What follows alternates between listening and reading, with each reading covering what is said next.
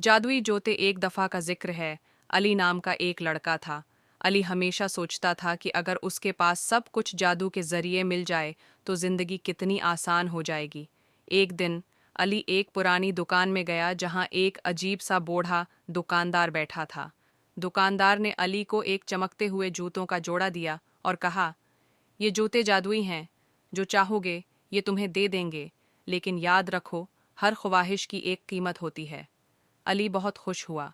जैसे ही उसने जूते पहने, उसने पहली ख्वाहिश की, काश में एक अजीम महल में होता।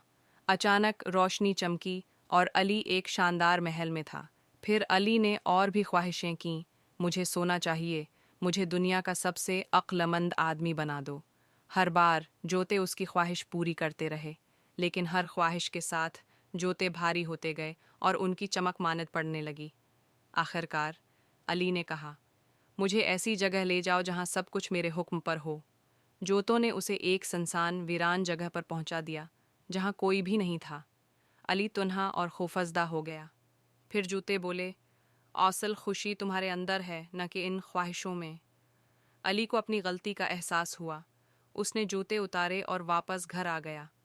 उस दिन के बाद अली ने अपनी मेहनत पर भरोसा करना सीखा और छोटी छोटी खुशियों में खुश रहना शुरू कर दिया। सबक, असल खुशी जादू या शॉर्टकट में नहीं, बल्कि हमारी अपनी मेहनत और दिल के सुकून में छुपी होती है।